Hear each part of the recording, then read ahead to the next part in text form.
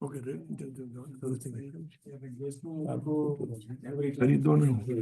ના થઈ ગયું ચાલુ ચાલુ જ છે. રેકોર્ડિંગ ઇન પ્રોગ્રેસ સ્ક્રીન મોટી પણ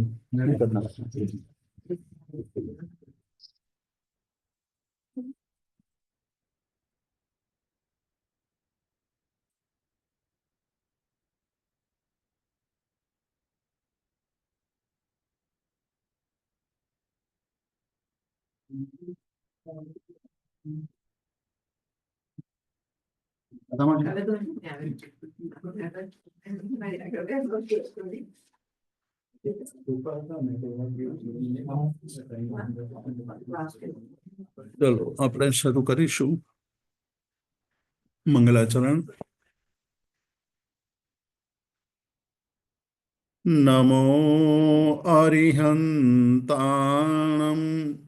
નમો સિદ્ધાણમ નમો આયરિયાણમ નમો વજ્જાયાણમ નમો લોએ સવ્વસાહૂણમ એસો પંચનમોકારો સવ્વપાવપણાસણો મંગલાણમ ચ સૌવેસિં પઠમં હવૈ મંગલમ. નમો દુર્વારરાગાદિ વૈરિવાર નિવારિણે અર્હતે યોગિનાથાય મહાવીરાય તાઈને. પન્નગે ચ સુરેન્દ્રે ચ કૌશિકે પાદ સંસ્પૃશી નિર્વિશેષ મનસ્કાય શ્રીવીર સ્વામિને નમઃ.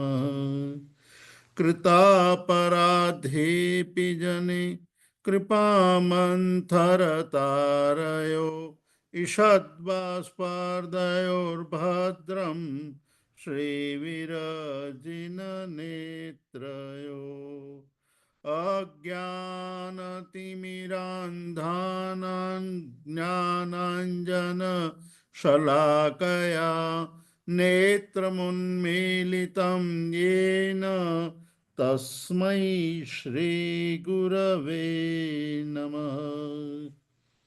ઓકાર બિંદુ સંયુક્તમ નિત્યમ ધ્યાયન્તિ યોગિન કામદમ મોક્ષદમ ચૈવ ઓમકારાય નમો નમઃ.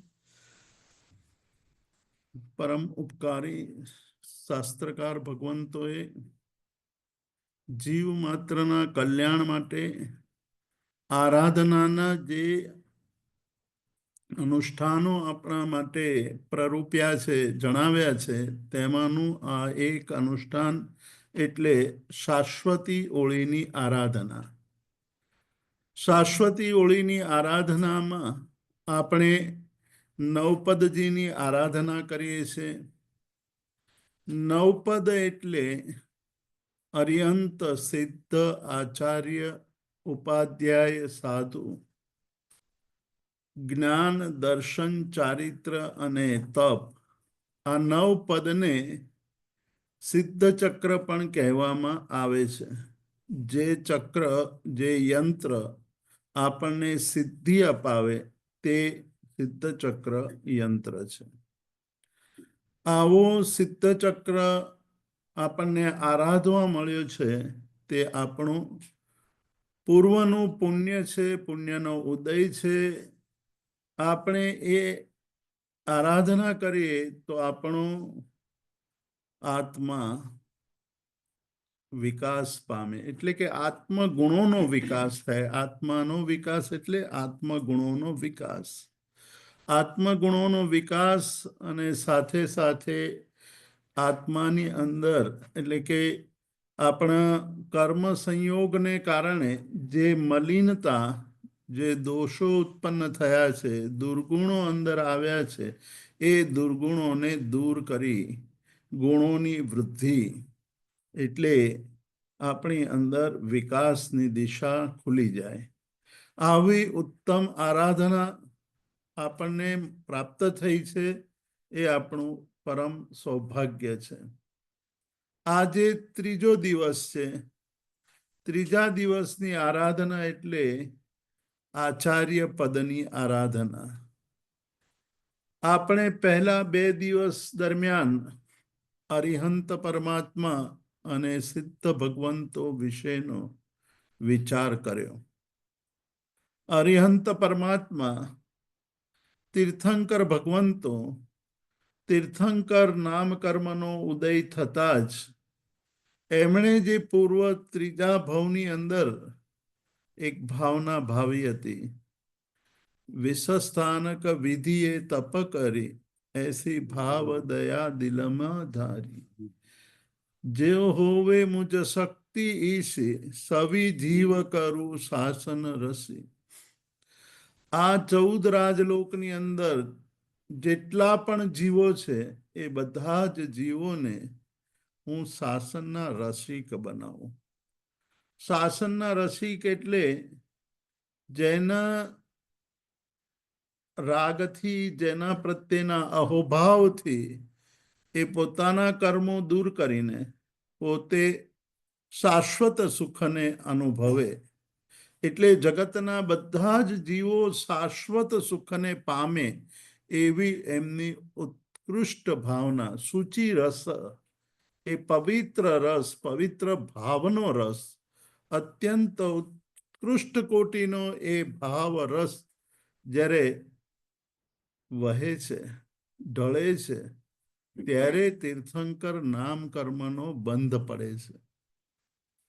તીર્થંકર નામ કર્મનું જ્યારે ઉદય થાય છે, જ્યારે એમણે છદ્મસ્ત અવસ્થાની અંદર તપશ્ચર્યા કરીને 4 ઘાતી કર્મનો ક્ષય કરીને કેવળ જ્ઞાન પ્રાપ્ત કર્યું.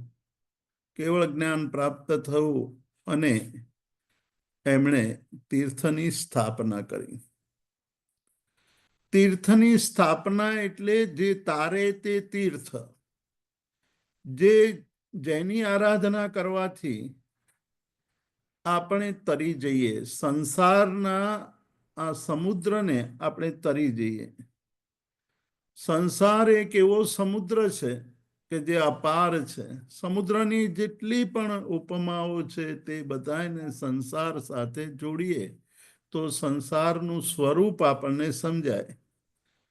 સમુદ્ર જેમ પાણીનો ભંડાર છે, પણ એ પાણી નિરર્થક છે, પાણી પી શકાતું નથી. એ પાણી આપણી તરસ બુજાવી શકતું નથી, કેમ કે પાણી ખારું છે. એવી રીતે આ સંસાર આપણને દેખાય બહુ ભર્યો ભાદર્યો. આપણને એમ લાગે કે મારા સંતાનો છે, દીકરાઓ છે, દીકરીઓ છે, દીકરા દીકરીઓને ઘરે પણ દીકરા દીકરીઓ છે, બધું જ હસતા બોલતા રમતા આનંદ કરતા રહેતા હોય, પણ એ સંસારની અંદર ક્યારે આગ લાગી જાય એ કંઈ કહેવાય નહીં. ક્યારે એની અંદર દુઃખના મોજા ઉછળવા લાગે એ પણ કહેવાય નહીં. સંસાર અસાર છે એવું કહ્યું, કેમ કે સમુદ્રનું પાણી, સમુદ્રની અંદર પાણીનો અપાર ભંડાર હોવા છતાંય તે પાણીનો કોઈ મતલબ નથી. તેવી રીતે સંસારની અંદર બધી જ સામગ્રી હોવા છતાંય એ તમામે તમામ સામગ્રીઓ અસાર છે. એ અસારતાનો બોધ થવો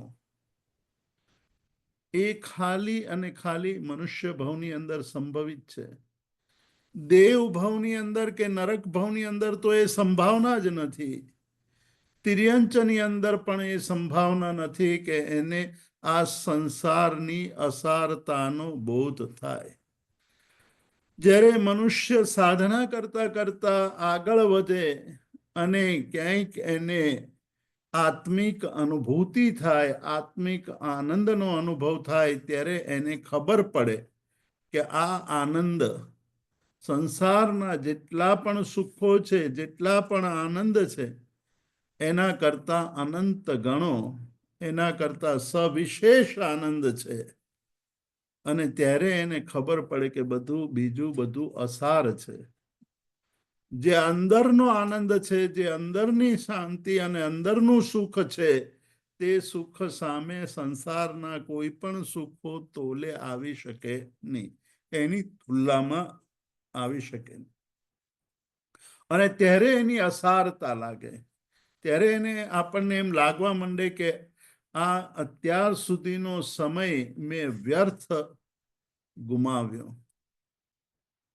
મેં આ જેટલો સમય વિતાવ્યો એ મારી પ્રમાદાવસ્થા હતી. પ્રમાદ અવસ્થાની અંદર હું આ સમય વિતાવતો રહ્યો. પરમાત્માએ તીર્થંકર પદ પ્રાપ્ત કર્યું, તીર્થંકર નામ કર્મનો ઉદય થયો અને દેશના આપવાનો પ્રારંભ તીર્થની સ્થાપના કરીને શરૂ કર્યો. દેશના આપી અને માર્ગ દેખાડ્યો. એ આપણા ઉપર મોટામાં મોટો ઉપકાર, જેની વાત આપણે ગઈકાલે કરી ચૂક્યા છીએ, કે પરમાત્માનો આપણા ઉપરનો મોટામાં મોટો ઉપકાર છે કે એમણે માર્ગ દેખાડ્યો.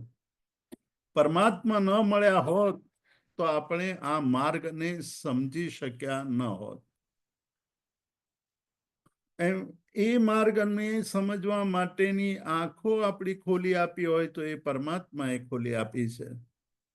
પરમાત્માનું લક્ષ્ય પણ હોય છે કે હું પણ સિદ્ધ બનું. એટલે સિદ્ધ એ સૌથી ઉત્કૃષ્ટ સ્થિતિ છે. સિદ્ધ પરમાત્માનો આપણા ઉપરનો ઉપકાર છે કે આપણને અવ્યવહાર રાશિમાંથી વ્યવહાર રાશિમાં આવવાનો જે ચાન્સ મળ્યો, તે કોઈ એક આત્મા જ્યારે મોક્ષ ગતિને પ્રાપ્ત થયો ત્યારે એના કારણે આપણને અવ્યવહાર રાશિમાંથી વ્યવહાર રાશિમાં આવવાનો યોગ પ્રાપ્ત થયો. અને ત્યાર પછી આપણે આગળ વધતા વધતા આજે આ સ્થિતિએ પહોંચ્યા છીએ. પરમાત્માએ જે માર્ગ બતાવ્યો એ આપણા ઉપરનો ઉપકાર હતો. એમણે જે દેશના દીધી, એમણે જે ઉપદેશ આપ્યો, એ ઉપદેશ ગણધર ભગવંતોએ સાંભળ્યો. સાંભળ્યો એટલે એમણે ખાલી માત્ર સાંભળ્યો નહીં, એમણે એને સૂત્રબદ્ધ કર્યો. એટલે સાંભળ્યા પછી, પરમાત્માના ઉપદેશને સાંભળ્યા પછી એ ઉપદેશને એમણે સૂત્રબદ્ધ કર્યો. એના આધારે સૂત્રોનું નિર્માણ કર્યું. એ સૂત્રનું નિર્માણ એટલે આગમ ગ્રંથો. પરમાત્માએ જે દેશના આપી એ દેશનાને સૂત્રબદ્ધ કર્યા. તે સૂત્રબદ્ધ થયેલા ઉપદેશને આગમ કહેવાય છે. તો આગમ ગ્રંથોના રચયિતા ગણધર ભગવંતો. ગણધર ભગવંતો એટલે આચાર્ય ભગવંતો. ગણધર ભગવંતો એટલે આચાર્ય ભગવંતો. પરમાત્માએ જે ઉપદેશ આપ્યો એ ઉપદેશને જો સૂત્રબદ્ધ ન કર્યો હોત, એને આવી રીતે, એટલે કે પરમાત્માના ઉપદેશને એમણે સૂત્રબદ્ધ કર્યો ન હોત તો શું થાત? વિચાર એ કરવાનો છે કે એ ઉપદેશ જો સચવાયો ન હોત, એ ઉપદેશને વ્યવસ્થિત રીતે આપણા સુધી પહોંચાડવાનું કાર્ય થયું ન હોત તો આજે આપણે પરમાત્માને ઓળખી શક્યતા ન હોત. આજે પરમાત્મા કોને કહેવાય, તીર્થંકર કોને કહેવાય, સિદ્ધ કોને કહેવાય, એ આપણને જરાય ખ્યાલ આવત નહીં. આપણે 2-3 વાર વાત કરી કે જ્યારે શ્રમણ ભગવાન મહાવીર વિચરતા હતા, દેશના આપતા હતા, ત્યારે સંવત્સરણની અંદર 363 જુદી જુદી દ્રષ્ટિવાળા લોકો ત્યાં આવતા હતા. એમાંના કેટલાક તો એ સમયે અત્યંત પ્રભાવશાળી હતા. પ્રભાવશાળી એટલે કે શ્રમણ ભગવાન મહાવીરનો જે પ્રભાવ હતો એના કરતા પણ વધુ પ્રભાવવાળા લોકો એ વખતે હતા. એ વખતે 6 જણ વિચરણ કરી રહ્યા હતા, જેનો પ્રભાવ આ ભારતની ભૂમિ ઉપર સવિશેષ હતો. એક ગૌતમ બુદ્ધ, બીજા પ્રકૃત કાત્યાયન, ત્રીજા અજીત કેશ કંબલી, ચોથા સંજય બેલઠી પુત્ર, પાંચમા મંખલી પુત્ર ગોશાલક અને છઠ્ઠા શ્રમણ ભગવાન મહાવીર. આ જે બહુ જ પ્રભાવશાળી એવા ધર્મ સંસ્થાપકો હતા. શ્રમણ ભગવાન મહાવીર એ 24મા તીર્થંકર હતા. મંખલી પુત્ર ગોશાલક એ નિયતિવાદનો સ્થાપક હતો. આપણે ગોશાલકના જીવન વિશે જાણીએ છીએ કે પરમાત્માની સાથે, પરમાત્મા જ્યારે છદ્મસ્ત અવસ્થામાં હતા ત્યારે પરમાત્માની સાથે થયો હતો, સાથે રહેતો હતો. પરમાત્મા પાસેથી કેટલીક વિદ્યાઓ એણે શીખી લીધી હતી. એમાં એણે તેજોલેશિયાની વિદ્યા પણ જાણી લીધી હતી. એટલે એને તેજોલેશિયા કેવી રીતે તૈયાર થાય અને એનો ઉપયોગ કેવી રીતે થાય એની કળા એણે પરમાત્મા પાસેથી શીખી લીધી હતી. આ વિદ્યા શીખ્યા પછી વિદ્યાના કારણે અહંકાર ઉત્પન્ન થયો હતો. જ્ઞાન આવ્યા પછી જો એ જ્ઞાનને આપણે પચાવી ન શકીએ, જ્ઞાનને આપણે આત્મ ઉત્કર્ષના માર્ગે ન લઈ જઈ શકીએ, તો એ જ્ઞાન આપણને અહંકારમાં લઈ જતા વાર લાગે નહીં. અહંકાર થયો અને પોતે એવું માનવા માંડ્યો કે હું પણ હવે સર્વજ્ઞ છું. શ્રમણ ભગવાન મહાવીરની પ્રસિદ્ધિ, એમનો ઉપદેશ, એમની મહત્તા, એની સામે એણે પણ પોતાની મહત્તા સ્થાપિત કરવાનું શરૂ કરી દીધું. કલ્પસૂત્ર ગ્રંથ જે આપણે પર્યુષણ પર્વની અંદર એ મહાન ગ્રંથનો સ્વાધ્યાય કરીએ છીએ, મહાન ગ્રંથનો આપણે શ્રવણ અને મનન કરીએ છીએ, એના અંત ભાગે કહ્યું છે કે મંખલી પુત્ર ગોશાલકના અનુયાયીઓની સંખ્યા મહાવીર સ્વામી ભગવાનના અનુયાયીઓની સંખ્યા કરતા વધુ હતી. શું હતું? વધારે હતી. એટલે કે અપેક્ષાએ શ્રમણ ભગવાન મહાવીરનો જે પ્રભાવ હતો એના કરતા મંખલી પુત્ર ગોશાલકનો પ્રભાવ વધુ હતો. સંસારનો એક નિયમ છે કે જ્યાં સહેલું મળતું હોય અને ધાર્મિક કહેવાતા હોઈએ તો ત્યાં લોકો ઝડપથી ભાગે છે, ત્યાં દોડીને જાય છે. કેમ કે સરળતાથી ધર્મ થાય છે એવો સિક્કો આપણા ઉપર લાગી જાય છે. જૈન ધર્મ ઘણા બધા નિયમો એવા છે કે જે આજના યુગમાં નહીં, એ જમાનાની અંદર પણ કઠિન લાગતા હતા. એટલે ધર્મ કઠિન એટલા માટે છે કે આપણા દોષો એટલા બધા કઠિન છે. એ દોષોને નષ્ટ કરવા હોય, એ દોષોને દૂર કરવા હોય તો કઠિન માર્ગ અપનાવવો પડે. પણ નિયતિવાદનો તો સિદ્ધાંત હતો કે જે થઈ રહ્યું છે એ બધું જ નિયત છે. આ સંસારની અંદર જેટલું થઈ રહ્યું છે તે બધું જ નિયત છે, સરળ છે. જે બને છે એને સ્વીકારી લો, એના માટે બહુ માથાકૂટ કરો નહીં. આટલું સરળ હોવાને કારણે, એ સરળ ધર્મ હોવાને કારણે એનું આચરણ કરનારાઓની સંખ્યા વધતી ગઈ.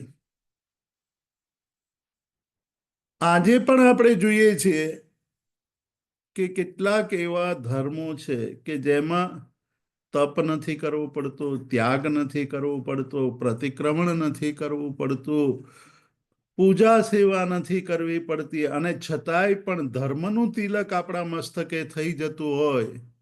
ધર્મનું તિલક એટલે આપણે ધાર્મિક કહેવાઈ જતા હોઈએ તો આપણને એ ધર્મ બહુ ગમે છે. જે સહેલાઈથી મળતું હોય, જે સહેલું હોય ત્યાં બધાય આકર્ષાય છે. એ આપણને મીઠું લાગતું હોય છે અને એથી આપણે ત્યાં ખેંચાઈએ છીએ. ખેંચાઈએ છીએ. બીજું, માણસનો એક સ્વભાવ છે કે જ્યાં બહુ લોકો ભેગા થતા હોય, ઘણું બધું ટોળું ભેગું થતું હોય, ત્યાં આપણને જવાનું મન થાય છે. આપણે એમ કહીએ છીએ કે ભાઈ આપણે ત્યાં હોળી હોય તો કેટલા લોકો આવે, કેટલી બધી ખુરશીઓ ખાલી હોય, પણ ફલાણાના ગુરુ આવે તો આખે આખો હોલ ભરાઈ જાય. એટલી બધી સંખ્યા હોય કે તમારે મેનેજ કરવું અઘરું થઈ પડે અને એમનો ઉપદેશ સાંભળવા પડાપડી થાય. ઉપદેશ સાંભળ્યા પછી તમે શાંત ચિત્તે નિષ્ઠાપૂર્વક આંખો બંધ કરીને કોઈ પણ પ્રકારના રાગ અને દ્વેષ રાખ્યા વગર વિશ્લેષણ કરશો તો ખબર પડશે કે એમાં તત્વ કેટલું હતું. કેટલું તત્વનો સાર એટલે કે આખા ઉપદેશનો સાર તમે એકાદ બે વાક્યમાં કહી શકો અને છતાંય લોકોને એમ લાગે કે વાહ શું અદ્ભુત હતું. પણ શું હતું એ ખબર નથી, ખાલી એમ જ બોલે કે અદ્ભુત હતું. અને જ્યાં તત્વ છે ત્યાં તત્વ આપણને ગમતું નથી, એટલે આપણે ત્યાં જતા નથી કે ભાઈ આ લોકો તો બધું ઉપવાસ કરવાનું કે આનો ત્યાગ કરવાનું કે આની બાધા લેવાનું કે પ્રતિક્રમણ કરવાનું કે એટલે ત્યાં જવાથી આપણને કોઈ મોટો લાભ થવાનો નથી, એમ દૂરથી જ એને છોડી દે છે. તો માણસનો એક સ્વભાવ છે કે જ્યાં ઘણા બધા લોકો ભેગા થાય એ જગ્યાએ વધુ આકર્ષાય છે.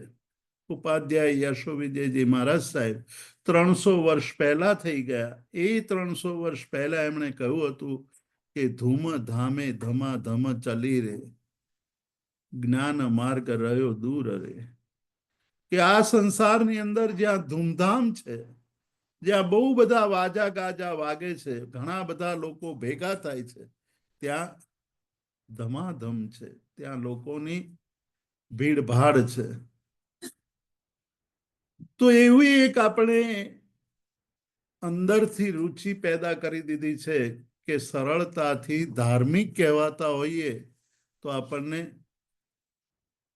મજા આવી જાય છે. આવી રીતે આ સંસારના ક્રમની અંદર આ ગોશાલક હતો. ગોશાલકે એનો ધર્મ જે સ્થાપિત કર્યો હતો એમાં એને બીજું કઈ કશું કરવાનું હતું નહીં. એણે જે ધર્મ સ્થાપિત કર્યો તે સમયે એના અનુયાયીઓની સંખ્યા મહાવીર સ્વામી ભગવાન શ્રમણ ભગવાન મહાવીરના અનુયાયીઓની સંખ્યા કરતા વધુ હતી. પણ આજે આપણે જોઈએ જગતની અંદર તો કોઈ આ ગોશાલક મંખલી પુત્ર ગોશાલકનો જે ધર્મ હતો એને આજીવક મત કહેવાય છે. આજીવક મત, નિયતિવાદી મત, એના અનુયાયીઓ તમને જોવા પણ નહીં મળે. આખી દુનિયાની અંદર તમે ફરી વળો તો એક પણ ગોશાલકનો શિષ્ય આજે તમને મળશે નહીં. કારણ એટલું જ કે ગોશાલકે મત તો સ્થાપ્યો પણ એના સિદ્ધાંતોને દર્શાવનારા કોઈ ગ્રંથ લખાયા નહીં, કોઈ શાસ્ત્રો બન્યા નહીં. અને શાસ્ત્રો ન બન્યા એટલે ધીરે ધીરે ધીરે વધુ સંખ્યામાં એના અનુયાયીઓ હતા તો પણ એ ધર્મ લુપ્ત થઈ ગયો. એવું જ સંજય બેલઠીપુત્ર, પ્રકૃત કાત્યાયન, આ બધાનું પણ એ જ થયું. આપણે આજે 2600 વર્ષ થઈ ગયા, પરમાત્માને નિર્વાણ પામ્યાને 2550 વર્ષ થયા.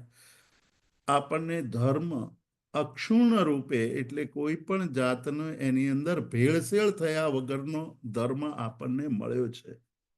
એ ધર્મ મળ્યો છે એનું કારણ જો કોઈ હોય તો ગણધર ભગવંતોએ જે શાસ્ત્રો રચ્યા, આગમ રચ્યા, એ આગમના કારણે આજે આપણે અહીંયા ધર્મને પામી શકીએ છીએ. તો આચાર્ય ભગવંતો, ગણધર ભગવંતો એટલે આચાર્ય ભગવંતો, એ આચાર્ય ભગવંતોનો આપણા ઉપર પરમ ઉપકાર છે કે એમણે પરમાત્માએ જે ઉપદેશ આપ્યો, પરમાત્માએ જે દેશના આપી, એ દેશનાને એમણે સૂત્રબદ્ધ કરી, એમણે 12 આગમોની રચના કરી, દ્વાદશાંગીની રચના કરી.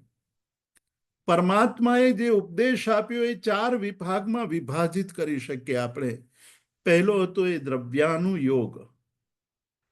દ્રવ્યાનુયોગની અંદર દાર્શનિક વિચારણા આવે. એ સૌથી કઠિનમાં કઠિન અનુયોગ છે કે આપણને જ્યારે તત્વની વાત કરે ત્યારે ઘણી બધી વાર ન સમજાય એવી સ્થિતિ નિર્મિત થાય. સપ્તભંગીની વાત કરતા હોઈએ, 7 નયોની વાત કરતા હોઈએ, આપણે નિક્ષેપોની વાત કરતા હોઈએ, નામ સ્થાપના દ્રવ્ય ભાવ એ 4 નિક્ષેપોની વાત કરતા હોઈએ, સ્યાદ અસ્તિ સ્યાદ નાસ્તિ સ્યાદ અવક્તવ્ય સ્યાદ અસ્તિ અવક્તવ્ય સ્યાદ નાસ્તિ અવક્તવ્ય સ્યાદ અસ્તિ નાસ્તિ અવક્તવ્ય અને સ્યાદ અસ્તિ નાસ્તિ, આ સપ્તભંગીની વાત કરીએ તો આપણને એમ જ લાગે કે આ ભાઈ શું બોલી રહ્યા છે, કઈ સમજ પડતી નથી, બધું હવામાં જાય.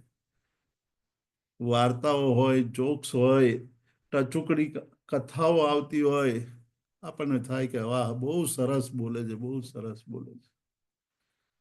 કારણ તત્વ છે, એ તત્વ સમજવું કઠિન છે, પણ તત્વ સમજ્યા પછી આપણને ધર્મનું રહસ્ય સમજાવવા માંડે છે.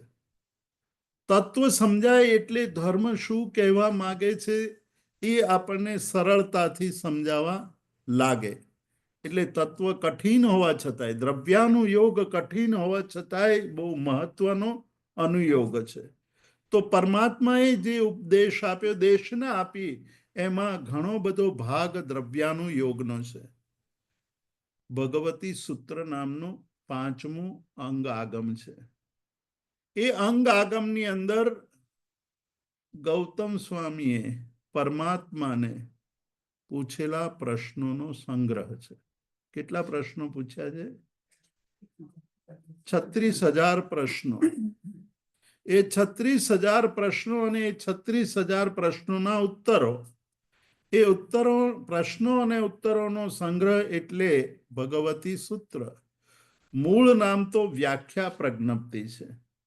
વ્યાખ્યા પ્રજ્ઞપ્તિ એટલે બધા જ તત્વોની જે ગ્રંથની અંદર વ્યાખ્યા કરી છે અને એના દ્વારા જ્ઞાન આપ્યું છે, એનું નામ છે વ્યાખ્યા પ્રજ્ઞપ્તિ.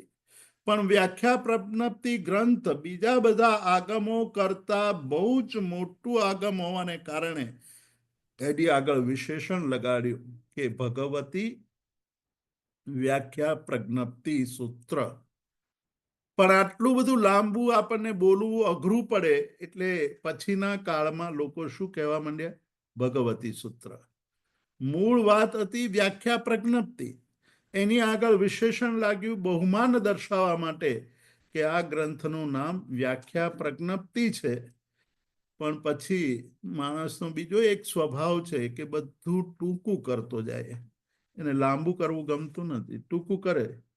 આપણે એમ કહીએ કે MA, એને કઈ ડિગ્રી દે તો કે MA ની, માસ્ટર ઓફ આર્ટ્સ, એટલું લાંબુ આપણે બોલતા નથી. BA, એ LLB કર્યું છે, એણે MSc કર્યું છે, એણે આ કર્યું છે. આ ટૂંકાણમાં બોલવાની ટેવ છે માણસની. એવી અહીંયા પણ ટૂંકાણ થયું. પણ સૌથી મોટું આગમ જેમાં આ દ્રવ્યાનુયોગની વાત કરવામાં આવી છે, એ દ્રવ્યાનુયોગ એટલો બધો ગંભીર છે, એટલો બધો સાયન્ટિફિક છે અને એટલો બધો ઊંડાણ વાળો છે કે આપણે એક એક સિદ્ધાંતને સમજીએ તો ખ્યાલ આવે કે કેટલી મહત્વની વાતો કરી છે. SN બોઝ નામના એક વૈજ્ઞાનિક થઈ ગયા, સત્યેન્દ્રનાથ બોઝ, SN બોઝ. ભગવતી સૂત્ર વાંચ્યું એમણે, એમાં પૂતગલની વ્યાખ્યા એમણે જોઈ. એ પૂતગલની વ્યાખ્યા વાંચીને એને એમ થયું કે આજથી 2600 વર્ષ પહેલા આટલા બધા વૈજ્ઞાનિક સાધનો હતા નહીં, લેબ હતી નહીં, લેબોરેટરી કોઈ હતી નહીં, અને છતાંય પણ પૂતગલ એટલે કે પરમાણુની જે વ્યાખ્યા, આટલી સૂક્ષ્મ વ્યાખ્યા કરી છે, તેવી વ્યાખ્યા આજ સુધી, એટલે આટલા વર્ષો પછી પણ કોઈ કરી શક્યું નથી. એટલે ભગવતી સૂત્રના પૂતગલના પૂતગલની વ્યાખ્યા ઉપર એણે એક આર્ટિકલ લખ્યો. પછી એને થયું કે આ આર્ટિકલ છપાય એ પહેલા એ વખતે આઇન્સ્ટાઈન જીવતા હતા. ને થયું કે આઇન્સ્ટાઈનને મોકલું અને એમની સલાહ લઈ લઉં. એટલે આઇન્સ્ટાઈનને એણે એ આર્ટિકલ, પોતે જે લેખ લખ્યો છે એ લેખ એમને વાંચવા મોકલ્યો. એ વાંચવા મોકલ્યો એટલે આઇન્સ્ટાઈન વાંચીને કહે છે કે આ અદ્ભુત લેખ છે. હું આટલો મોટો વૈજ્ઞાનિક જગતનો કહેવાઉં છું, પણ આવી સરસ વ્યાખ્યા મેં હજુ જોઈ નથી, આવું વિચાર્યું નથી. આ અદ્ભુત આર્ટિકલ છે. છેલ્લે એણે લખ્યું કે મારી એક ઈચ્છા છે કે જો તમે પરમિશન આપો તો આ આર્ટિકલ હું મારા નામે છપાવું. આ સત્ય ઘટના છે. તમે ઇન્ટરનેટ ઉપર સર્ફિંગ કરીને એની ચકાસણી કરી શકો છો. સત્યેન્દ્રનાથ બોઝ, SN બોઝે વિચાર કર્યો કે મારા નામે જો આર્ટિકલ છપાશે તો કેટલાક વાંચશે, કેટલાક નહીં વાંચે, કેટલાક વાંચીને એના અંદરથી થોડો ફેરફાર કરીને એમના પોતાના નામે આ રિસર્ચ પ્રકાશિત કરી દેશે, તો જે લાભ મને મળવો જોઈએ એ નહીં મળે. પણ આઇન્સ્ટાઈનના નામે આ લેખ છપાશે તો આઇન્સ્ટાઈનને તો લાભ મળશે, પણ આ જે શોધ છે એ શોધનો પૂરેપૂરો માનવ જાતિને લાભ થશે. એણે હા પાડી. SN બોઝે કીધું કે તમારા નામે છપાવો. આઇન્સ્ટાઈને એને જર્મન ટ્રાન્સલેશન કર્યું અને એ જર્મન મેગેઝિનમાં, સાયન્સ મેગેઝિનમાં છપાયો. આ એટલી મોટી શોધ હતી. SN બોઝ કહે છે કે આ શોધ એ મારી નહોતી, એ તો શ્રમણ ભગવાન મહાવીરની હતી. અને વૈજ્ઞાનિકોએ એ શોધના આધારે એ પછીની જેટલી પણ પરમાણુ ઉપરની શોધ હતી એના મૂળમાં આ શોધ હતી. અને થોડા વર્ષો પહેલા જ્યારે પાર્ટિકલ્સ ઉપર બહુ મોટા પ્રયોગો થયા યુરોપની અંદર, ત્યારે એ પ્રયોગને નામ આપવાની વાત થઈ, ત્યારે એ પ્રયોગનું નામ આપવામાં આવ્યું હિગ્સ બોઝોન. શું નામ આપ્યું? હિગ્સ બોઝોન. તમને લોકોને ખબર હશે કે હિગ્સ તો એક વૈજ્ઞાનિકનું નામ છે, અને આ બોઝે કરેલી શોધ ઉપરથી આ અત્યારે અમે આગળ વધી શક્યા છીએ. એટલે એ આખી પ્રક્રિયાનું નામ આપ્યું હતું હિગ્સ બોઝોન. આટલું બધું જ્ઞાન, આ તો ખાલી એક પરમાણુની વ્યાખ્યા વિશેની ચર્ચા કરી. એટલી બધી ગંભીર વાતો દ્રવ્યાનુયોગની કરવામાં આવી છે ભગવતી સૂત્રની અંદર. આપણી પાસે કોહિનૂર હીરો છે અને એને આપણે પેપર વેઇટ તરીકે ઉપયોગ કરીએ છીએ. શું કરીએ છીએ? આ જ્ઞાન છે એ કેવું છે? કોહિનૂર હીરા જેવું છે, અને આપણે કંગાળ બનીને બેઠા છીએ. એનો ઉપયોગ પેપર વેઇટ તરીકે કરીએ છીએ કે કાગળ ઉડી ન જાય એટલા માટે એનો ઉપયોગ કરીએ. અને જેની પાસે કશું જ નથી, પથ્થર છે, એવા લોકો એ પથ્થરની ઉપર સોનાનો લેપ લગાડીને થોડીક રીતે પ્રસ્તુત કરે છે અને એની બોલબાલા થવા લાગે. આપણે આપણી પાસે શું છે એનો આપણને બોધ જ નથી કે આપણી પાસે જે જ્ઞાન છે એ જ્ઞાન અદ્ભુત છે. આપણી પાસે જે શાસ્ત્ર છે એ શાસ્ત્રો અદ્ભુત છે. એ શાસ્ત્રોનું અધ્યયન આપણે કરતા નથી. આ શાસ્ત્રોનો રચયિતા એટલે આચાર્ય ભગવંતો.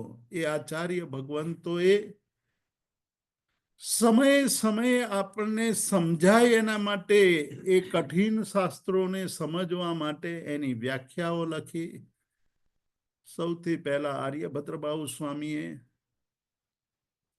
નિર્યુક્તિઓ બનાવી. ત્યાર પછી જીનભદ્ર ગણિત ક્ષમા શ્રમણે ચૂર્ણીઓ રચી. એના ઉપર ભાષ્યો લખાયા. આચાર્ય હરિભદ્ર સુરી મહારાજે સંસ્કૃત ભાષામાં ટીકાઓ લખી, વ્યાખ્યાઓ લખી. તો નિર્યુક્તિ, ભાષ્ય, ચૂર્ણી, ટીકા આ બધું લખાયું એ આપણા આચાર્ય ભગવંતોએ લખ્યું. અને એ શાસ્ત્રો હતા તો આજે આપણે છીએ અહીંયા. આચાર્ય ભગવંતોનો આ મોટો ઉપકાર છે. પરમાત્મા જ્યારે વિચરણ, હવે એક બીજી દ્રષ્ટિથી આપણે વિચાર કરીએ તો પરમાત્મા જ્યારે વિચરણ કરી રહ્યા હતા ત્યારે એમને કેવળ જ્ઞાન કેટલામાં વર્ષે થયું? 42 વર્ષ. અને જીવ્યા કેટલું? 72 વર્ષે કાળધર્મ એટલે નિર્વાણ પામ્યા. કેટલા વર્ષ કેવળ જ્ઞાન કાળ રહ્યો? 30 વર્ષ. એ 30 વર્ષ એમનો ઉપદેશ કામમાં આવ્યો. જ્યારે આ જે આચાર્ય ભગવંતોએ, ગણધર ભગવંતોએ જે આગમ રચ્યા છે એ આગમ કેટલા કાળ સુધી ચાલવાના? 21,000 વર્ષ સુધી. એમાં વધઘટ થયા કરશે, લુપ્ત થયા કરશે. 21,000 વર્ષ સુધી શાસનને ટકાવી રાખવાનો શ્રેય તો આચાર્ય ભગવંતોને થવાનું. ભગવાને તો જે કહ્યું તે 30 વર્ષ જ કામમાં આવ્યું. સમજાય છે? અને એમને જે કહ્યું એનાથી જે આગમો રચાયા એ આગમો 21,000 વર્ષ સુધી આ શાસનને ટકાવી રાખવામાં નિમિત્ત બનશે. એટલે આચાર્ય ભગવંતોનો કેટલો મોટો ઉપકાર છે. સ્વયંભવ સુરીએ, આપણે ગઈકાલે પરમ દિવસે વાત કરી હતી કે 10 વૈકાલિક સૂત્રની રચના કરી. એ 10 વૈકાલિક સૂત્રની પહેલી ગાથાની વાત કરી હતી આપણે કે ધમ્મો મંગલ મુકિઠમ અહિંસા સંજમો તવો દેવા વિત્તમ નમમ સંતિ જસ્સ ધમ્મે સયામણો. એ 5મા આરાના છેલ્લા દિવસે આ એક ગાથા બચી હશે. શું હશે? આગમની ગાથા છે. 10 વૈકાલિક એ આગમ છે. આગમની એક ગાથા દુપ્પહ સુરી નામના એક આચાર્ય હશે, એક શ્રાવક હશે, એક શ્રાવિકા હશે, એક સાધ્વીજી હશે. આ ચતુર્વિધ સંઘ એમાં આ ગાથા બચી હશે. એ પણ આચાર્ય ભગવંતનું પ્રદાન છે. કહેવાનો મતલબ એ છે કે આપણને જે મળ્યું છે એના માટે આચાર્ય ભગવંતોએ આપણને આ શાસનને જીવંત રાખવા માટે જબરજસ્ત મહેનત કરી છે. એ આચાર્ય ભગવંતોને માટે કહેવાયું કે તિથ્થયર સમો સુરી. શું કહ્યું? તિથ્થયર સમો સુરી, કે સુરી એટલે આચાર્ય. આચાર્ય ભગવંતો કેવા છે? તો કે તીર્થંકર સમાન છે. જ્યારે તીર્થંકર ભગવંતો ન હોય, એ નિર્વાણ પામી ગયા હોય, ત્યારે આ શાસનની ધુરા કોણ સંભાળે છે? આચાર્ય ભગવંતો. સમ્મમ જે જીર્ણમયમ પયાસે કહે છે કે સમ્યક રીતે આ જીન મતનું, જીનેશ્વર ભગવાનના સિદ્ધાંતોનું આપણને પ્રકાશન એટલે કે આપણને ભાન કોણ કરાવે છે? આચાર્ય ભગવંતો કરાવે છે. એટલા માટે તિથ્થયર સમો સુરી કહ્યું છે કે આ તીર્થંકર ભગવાન સમાન સુરીઓ છે, આચાર્યો છે. શુદ્ધ પ્રરૂપક ગુણ થકી જે દિનવર સમભાખ્યા રે. શુદ્ધ પ્રરૂપક આચાર્ય ભગવંતો છે એ ક્યાંય ભેળસેળ કરતા નથી. જે પરમાત્મા એ કહ્યું છે તે જ સ્વરૂપે આપણને સમજાવે છે. એક ભાઈ હતા, એની પાસે એક છરો હતો, ચાકુ હતું. એ હંમેશા એ ચાકુને લઈને બહુ જ અહંકાર કરતા હતા કે આ મારું ચાકુ છે, એ બહુ પ્રાચીન છે, એન્ટિક છે, આનું મૂલ્ય આંકી ન શકાય. એટલા વર્ષો જૂનું આ અદ્ભુત, મારા દાદા, એના દાદા, એના દાદા, એના દાદા, એની પાસે આ ચાકુ હતું. આપણે જાણીએ છીએ કે વસ્તુ એન્ટિક થતી જાય એટલે એનું મૂલ્ય વધતું જાય. આ પોતાના આ ચાકુના વખાણ કરતો હતો ત્યારે એના મિત્રએ કહ્યું કે ભાઈ તું આ ચાકુ બતાવતો ખરો, કેવું છે તારું એન્ટિક ચાકુ? કાઢીને આપ્યું. તો કે આ તો નવું દેખાય છે. તો કે નવું નથી, આ પ્રાચીન છે. તો કે ના ના, આનો જે બ્લેડનો ભાગ છે એ નવો દેખાય છે, અને એનો હાથાનો ભાગ છે એ પણ નવો દેખાય છે. તો કે ના, એવું નથી. તો કે શું છે? તું ગપ્પા મારે છે. તો કે હું ગપ્પા નથી મારતો. જ્યારે બ્લેડ ઘસાઈ ગઈ ત્યારે એના ઉપર આ જે હાથા ઉપર નવી બ્લેડ નખાવી, અને જ્યારે હાથો ઘસાઈ ગયો ત્યારે નવો હાથો અંદર નાખ્યો. પ્રાચીન છે. આપણે ત્યાં એવું કશું થયું નથી. જેવું પરમાત્માએ કહ્યું છે એવું જ શાસન આપણા સુધી પહોંચાડ્યું છે. કોણે? આચાર્ય ભગવંતોએ. શાસનની અંદર કહેલા સિદ્ધાંતોની અંદર ક્યાંય ભેળસેળ નથી કરી. આચાર્ય ભગવંતો માટેના 36 ગુણોની આપણે વાત કરીએ છીએ, અને પંચિંદીય સૂત્ર નૌકાર પછીનું બીજું જ સૂત્ર જેની અંદર આચાર્ય ભગવંતના 36 ગુણો વર્ણવ્યા છે, એની અંદર કહ્યું કે પંચાચારનું પાલન કરો. જ્ઞાનાચાર, દર્શનાચાર, ચારિત્રાચાર, તપાચાર, વીર્યાચાર. આ પાંચેય આચારનું પાલન કરે અને પળાવે. પંચાચારનું પાલન કરવું અને પળાવવું. એક જ વાત કરીએ આપણે જ્ઞાનાચારની, તો આચાર્ય ભગવંતો ભણે, એ શાસ્ત્રોનું અધ્યયન કરે. શરૂઆતમાં દીક્ષા લીધા પછી પરિભ્રમણ કરે. શાસ્ત્રોની અંદર કહ્યું છે કે કોણ આચાર્ય બને? કે 12 વર્ષ સુધી અધ્યયન કર્યું હોય. શું કર્યું હોય? 12 વર્ષ સુધી અધ્યયન કર્યું હોય. એ કેવી રીતે? તો પહેલા 3 વર્ષ સુધી સૂત્રો ગોખ્યા હોય, 4 વર્ષ સુધી સૂત્રો ગોખ્યા હોય, પછીના 4 વર્ષ એ સૂત્રોના અર્થો બન્યા હોય, અને ત્યાર પછી એ સૂત્રો અને અર્થોનું સંયોજન કર્યું હોય. 4 વર્ષ, 12 વર્ષ થયા. એ 12 વર્ષ સુધી અધ્યયન કર્યા પછી આ જે દેશની અંદર, એટલે કે ભારત દેશની અંદર પૂરેપૂરું વિચરણ કરે. પૂર્વથી પશ્ચિમ અને ઉત્તરથી દક્ષિણ સુધીનું વિચરણ કરે. કેટલા વખત સુધી? 12 વર્ષ સુધી. 24 વર્ષ થયા અનુભવ પ્રાપ્ત કરવા માટે કે આ સંસાર કેવો છે, લોકોની સ્થિતિ કેવી છે, ક્યાં શું થઈ રહ્યું છે, આ જગતની અંદર વિદ્વાનો કેટલા છે, એની વિદ્વત્તા શું છે. આ બધા જ અનુભવની આધારે એ પ્રૌઢ બને, ગંભીર બને. એમને શાસ્ત્રોના રહસ્યો હસ્તા મલકવત, એટલે હાથમાં આમળું રાખ્યું હોય અને જેમ આમળું આપણને સ્પષ્ટ દેખાય તેવી રીતે એમને જગતના પદાર્થો પણ હસ્તા મલકવત હોય. આટલો અભ્યાસ અને જ્ઞાન પ્રાપ્ત કર્યા પછી આચાર્ય પદવી મળતી હોય છે. એવા એક આચાર્ય ભગવાન 400 વર્ષ પહેલા પાલનપુરમાં જન્મેલા, પાટણમાં જઈને અભ્યાસ કર્યો હતો. પાટણમાં એમણે એક ગ્રંથનો વ્યાખ્યાનમાં શ્રવણ કર્યું હતું, અને એ ગ્રંથ હતો ઉપમિતિ ભવ પ્રપંચા કથા.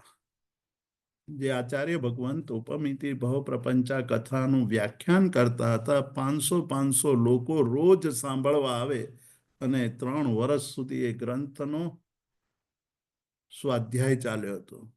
એ ભણ્યા, એ સાંભળ્યા પછી આ બાળકને મનની અંદર વૈરાગ્ય ઉત્પન્ન થયો.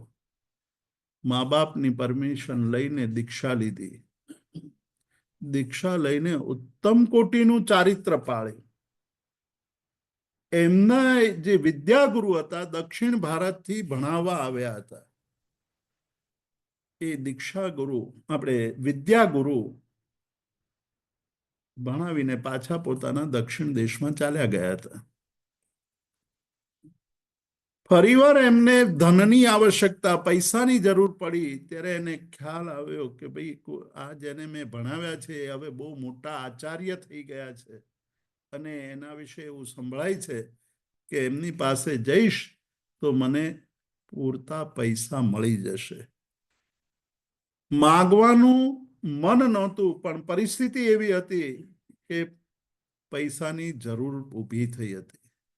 એના દીકરાને લઈને એ ગુજરાત આવી રહ્યા હતા. એ વખતે આજના જેવા વાહનો નહોતા, એટલે પગપાળા આવી રહ્યા હતા. વચ્ચે જંગલ આવ્યું. જંગલની અંદર એના દીકરાને સાપ કરડ્યો. સાપનું ઝેર શરીરમાં વ્યાપવા માંડ્યું, ફેલાવા માંડ્યું. બચવાની આશા નહોતી, પણ એણે ક્યાંક એવું સાંભળ્યું હતું કે આ જે મહારાજ છે એનું નામ હીર વિજય છે. એ હીર વિજય બહુ પ્રભાવશાળી છે, એનું નામ લઉં હવે. અહીંયા તો કોઈ ડોક્ટર મળવાનો નથી, અહીંયા કોઈ વૈદ્ય મળવાનો નથી, અહીંયા કોઈ ઔષધ હું જાણતો નથી કે કયા ઔષધથી આનું ઝેર ઉતારવું. આ મારો દીકરો છે. આપણને ખબર છે કે આપણા દીકરાને ક્યાંક કોઈક આવી આપત્તિ આવી જાય તો આપણો જીવ કેટલો બધો વલોપાત કરે. એણે કીધું કે આ હીર વિજયનું નામ લઉં. એને જે જગ્યાએ સાપ કરડ્યો હતો એ જગ્યાએ જ્યાં એને એનું ઝેર વ્યાપી રહ્યું હતું ત્યાં એણે પોતાના ખોળામાં લઈને એ જગ્યા ઉપર હાથ ફેરવતા ગયા અને એણે કહ્યું, હીર વિજય, હીર વિજય, હીર વિજય. સાપનું ઝેર ઉતરવા માંડ્યું. આવું અદ્ભુત એમનું ચારિત્ર હતું. હજુ આચાર્ય નહોતા બન્યા એ વખતનું. અને પછી તો એમના આ ચારિત્રથી અકબર બાદશાહ પણ પ્રતિબોધ પામ્યો. એમના જીવનના છેલ્લા વર્ષોની વાત કરવાની છે આપણે, કે એક આચાર્ય જેનું ચારિત્ર, જેનું આચરણ, જેના પંચાચારનું જે આચરણ છે અદ્ભુત છે.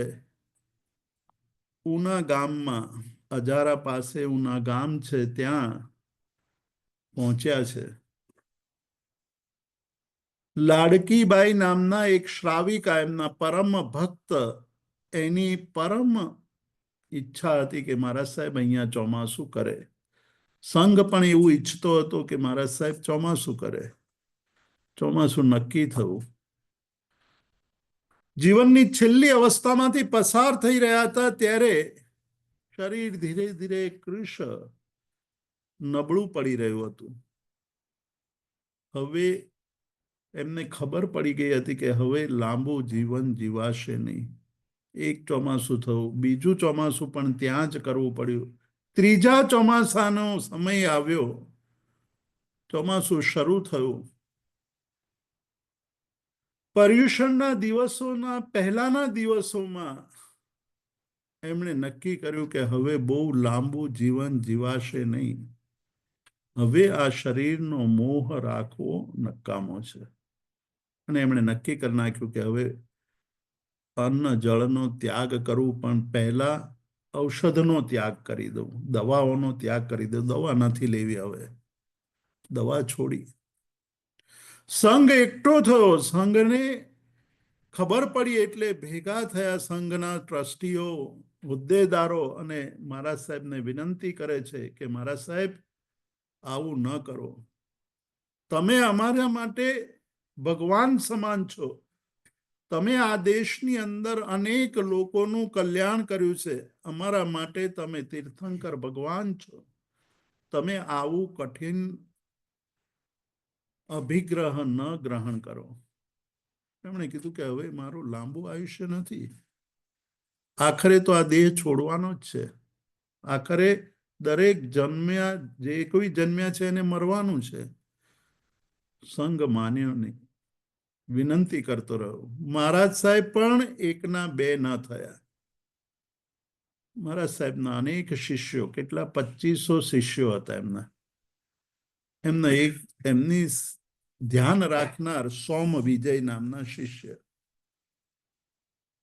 મહારાજ સાહેબને કહ્યું કે મહારાજ સાહેબ તમે દવા તો લો, આ જે વ્યાધિ છે એ વ્યાધિ ઓછી થાય. ના પાડી. એક દિવસ ઉપાશ્રયની અંદર સાધુઓને સ્વાધ્યાય કરતા ન જોયા. બધા સાધુઓ એમને બેઠા છે. રોજ સાધુઓ સ્વાધ્યાય કરતા હતા. રોજ સ્વાધ્યાયના ગણગણાટ સંભળાય. આજે એમણે સ્વાધ્યાયનો અવાજ નથી સાંભળ્યો. એટલે પૂછ્યું કે ભાઈ આજે કેમ સ્વાધ્યાય કોઈ કરતું નથી, શું થયું છે? તો આ સોમ વિજય કીધું કે આજે અસજ્જાઈ છે. તો કે શેની અસજ્જાઈ? અત્યારે તો કોઈ એવો દિવસ નથી અસજ્જાઈ, એટલે જે દિવસોની અંદર સ્વાધ્યાય ન થઈ શકે એવા દિવસોને અસજ્જાઈનો દિવસ કહેવામાં આવે. એટલે ચોમાસી ચૌદસ હોય, આવા પર્વના દિવસો હોય ત્યારે સ્વાધ્યાય કરતા આરાધનાને મહત્વ આપવામાં આવે, એટલા માટે એને અસજ્જાઈના દિવસો કહે. કે આજે તો એવું કોઈ અસજ્જાઈનો દિવસ નથી. કેમ કોઈ સ્વાધ્યાય નથી કરતું? આ જવાબ મળ્યો કે અત્યારે અસજ્જાઈ ચાલે છે. તો કે શેની અસજ્જાઈ? તો કે બાળકો રડી રહ્યા છે.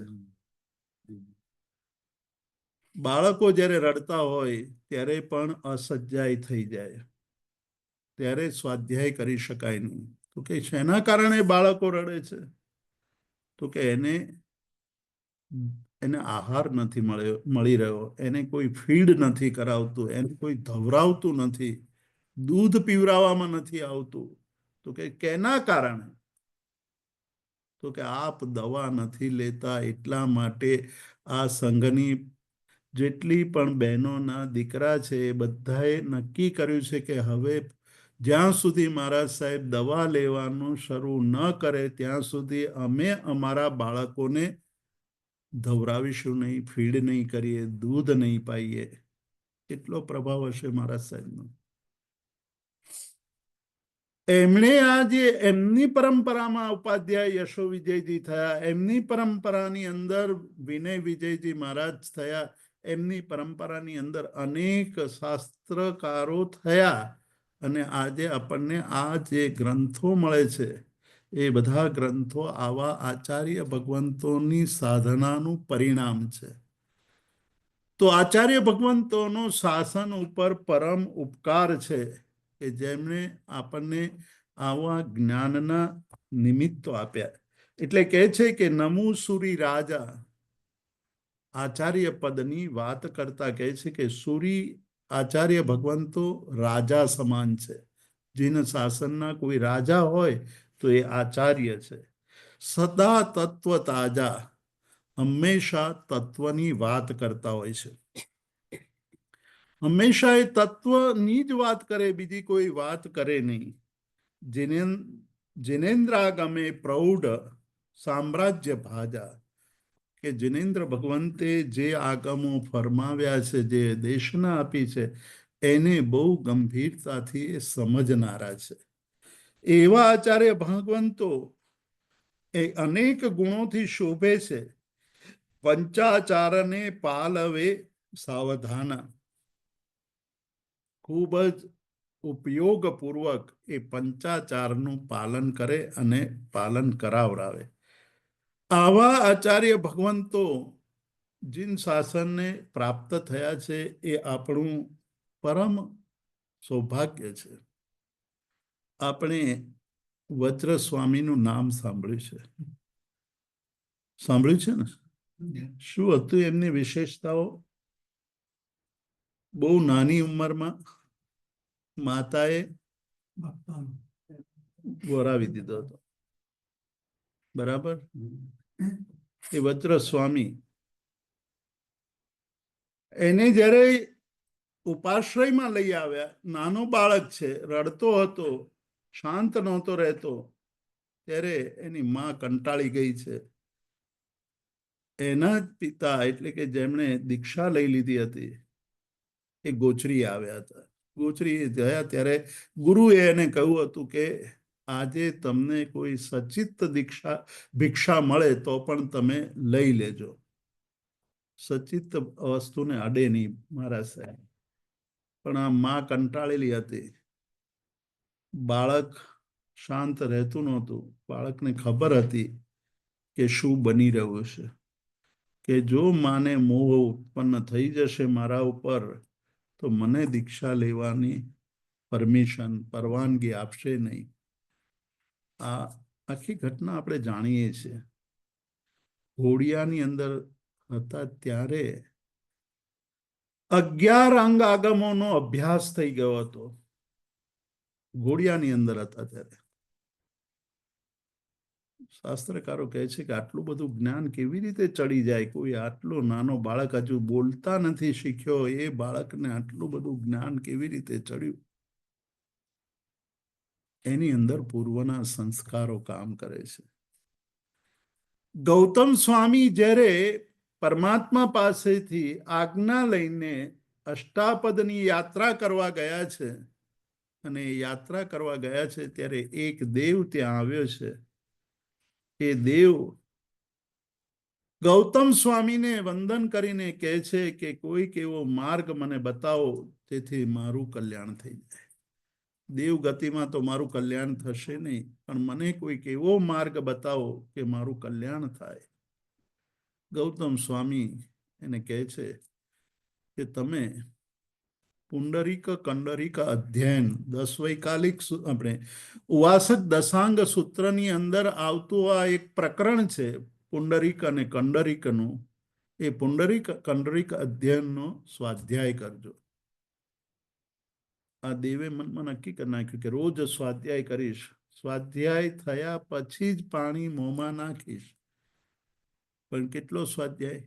એ અધ્યાયનો 500 વાર રોજ સ્વાધ્યાય કરે. એક જ અધ્યાયનો, આખા અધ્યાયનો, આખા ચેપ્ટરનો 500 વાર, રોજ 500 વાર એનો સ્વાધ્યાય કરે. કોણે કહ્યું હતું? ગૌતમ સ્વામી. ગૌતમ સ્વામી કોણ?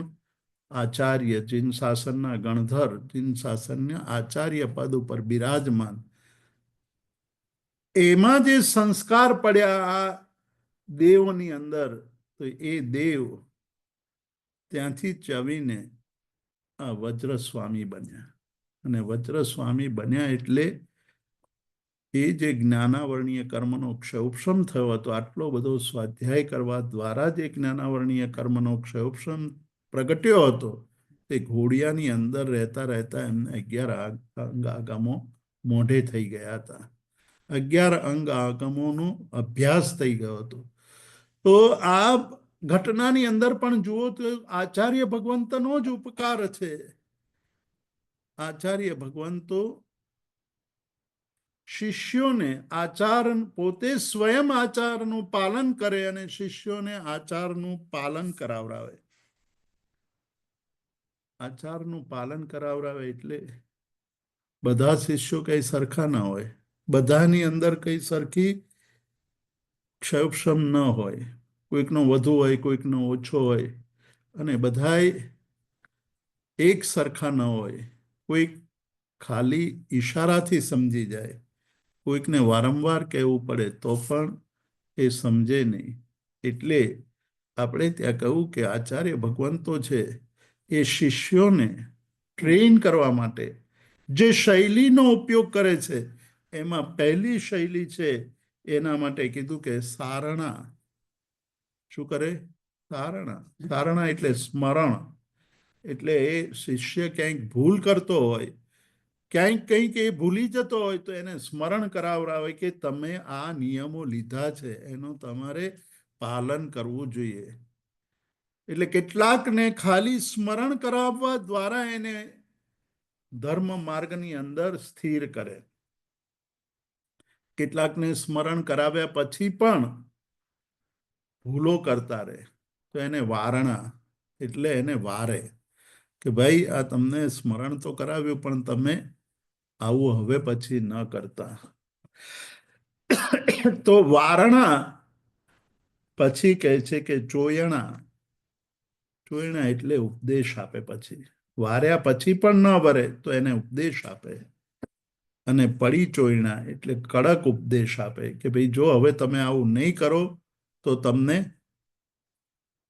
શું કરવું પડશે? વધુ આલોચના આપવી પડશે. એટલે સારણા, વારણા, ચોયણા, પડી ચોયણા, આ દ્વારા આચાર્ય ભગવંતો પોતાના શિષ્યોને અને સમાજને એ કેળવે, એમને આ માર્ગ બતાવે. ઘણા બધા લોકો કેવા હોય કે એને સરળ મળે તો શીખે, અઘરું લાગે તો છોડી દે.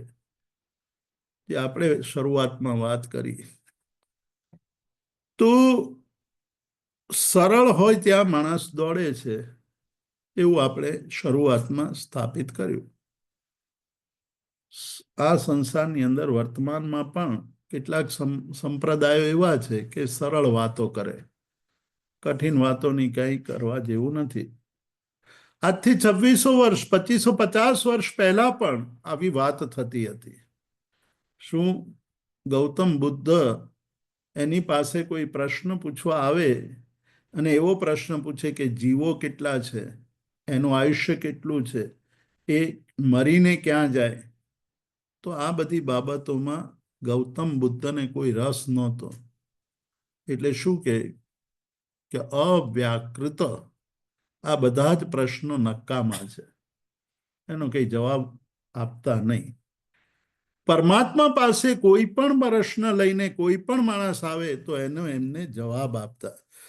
જીવોની સંખ્યા પૂછે તો જીવોની સંખ્યા પણ જણાવે કે આ જગતની અંદર કેટલા જીવો છે, કેટલા પ્રકારના જીવો છે, કેટલી જીવની યોનિઓ છે, કેટલું એનું આયુષ્ય છે, કેટલી વાર એ જન્મે, કેટલી વાર મરે, આ બધી જ વાતોને બહુ સ્પષ્ટ રીતે કહેતા હતા. પણ મૂળ વાત ઉપર આવીએ તો સરળતા આપણને ગમતી હોય છે, અને એમાં અત્યારે વર્તમાનમાં પણ એક એવો સંપ્રદાય છે કે એ સરળ વાત કરે એટલે ગમે લોકોને. એણે એમ કીધું કે 2A અને 2B શીખી લો એટલે બધું પતી જાય. શું કીધું? 2A 2B.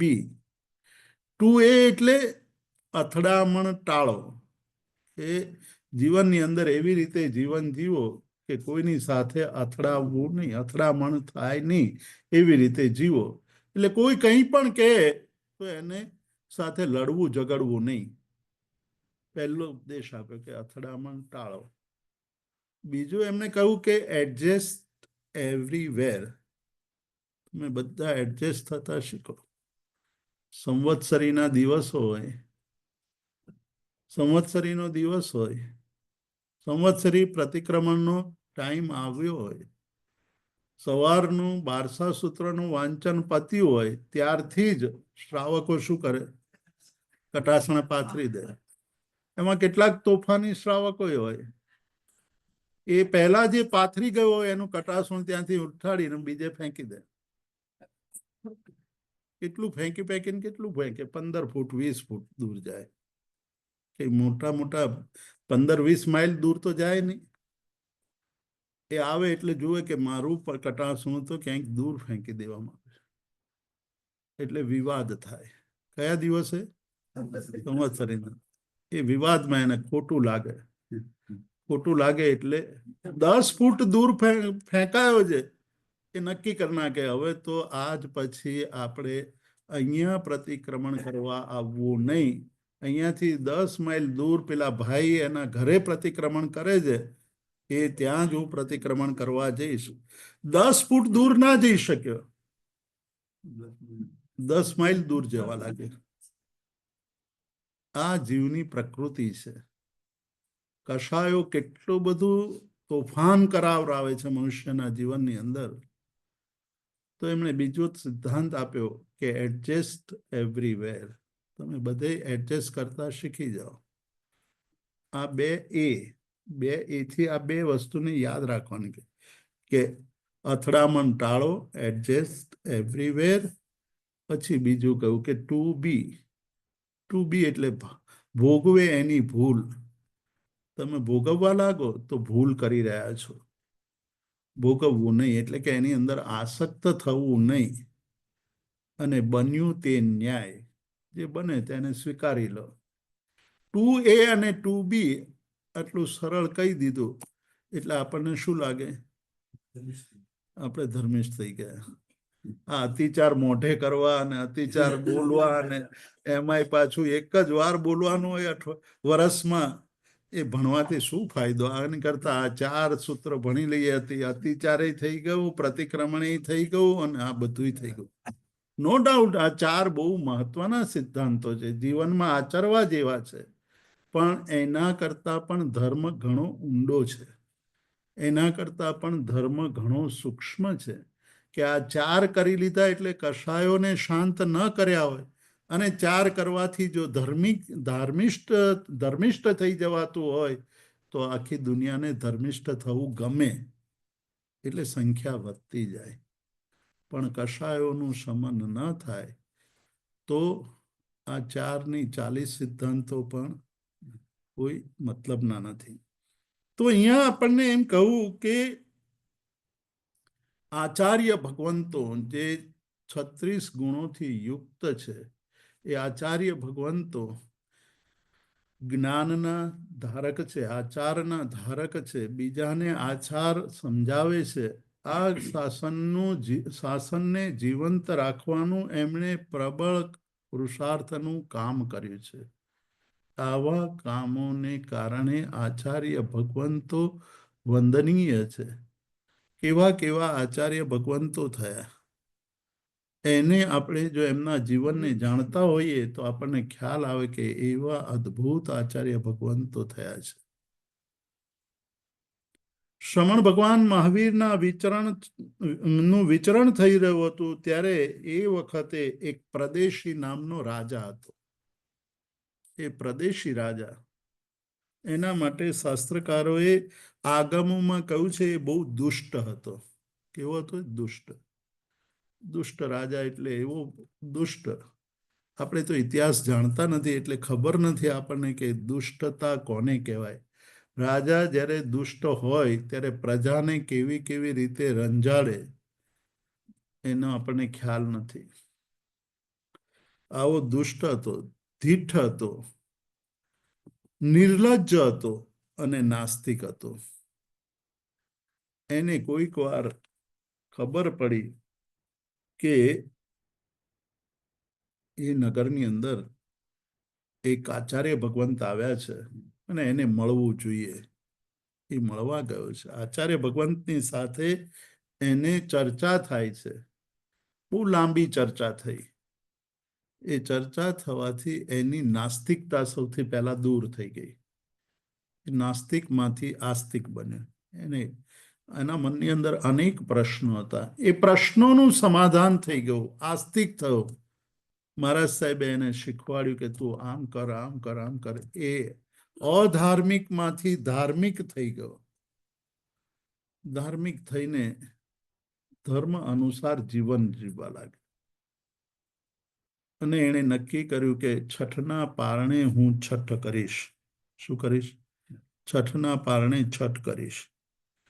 એણે 13 છઠ કર્યા. 39 દિવસ વીતી ગયા. 39મા દિવસે એનું મૃત્યુ થાય છે. મૃત્યુ થઈને દેવલોકમાં ગયો. સૂર્યાભ નામનો દેવ થયો. દેવ થયો એટલે અવધિ જ્ઞાન તો હોય જ દેવોને. અવધિ જ્ઞાનનો ઉપયોગ મૂક્યો કે હું દેવ શેના કારણે થયો. શું હું દેવ શેના કારણે થયો? ખબર પડી ગઈ અવધિ જ્ઞાનથી કે હું આ આચાર્ય ભગવંતના ઉપદેશથી અધાર્મિકમાંથી ધાર્મિક થયો અને હું આ દેવલોક પામ્યો. નહીં તો હું નરકને અંદર રખડતો હોત. હજારો વર્ષ, લાખો વર્ષ સુધી દુઃખની ગર્તામાં ડૂબી ગયો હોત. હવે મને આ સ્થાન મળ્યું છે અને અહીંયાથી મારે હજુ પણ આગળ વધવું છે. એટલે એ દેવ મનુષ્ય રૂપ ધારણ કરીને આવે છે મહારાજ સાહેબ પાસે. મહારાજ સાહેબની પાસે આવીને કહે છે કે મહારાજ સાહેબ, મારા 5 પ્રશ્નો છે. એ 5 પ્રશ્નનો જવાબ આપો મને. હું દેવ છું પણ મારે 5 પ્રશ્નનો જવાબ જોઈએ છે કે હું ભવ્ય છું કે અભવ્ય છું. ભવ્ય અને અભવ્યની વ્યાખ્યા આપણે ગઈકાલે કરી હતી કે ભવ્ય કોને કહેવાય? કે જેનામાં મોક્ષ પામવાની યોગ્યતા હોય તે ભવ્ય કહેવાય. જે ક્યારેય મોક્ષ પામવાનો નથી, મુક્ત થવાનો નથી, તે અભવ્ય છે. તો એની પહેલી જિજ્ઞાસા હતી કે હું ભવ્ય છું કે નહીં. એનો જવાબ એને જોઈતો હતો.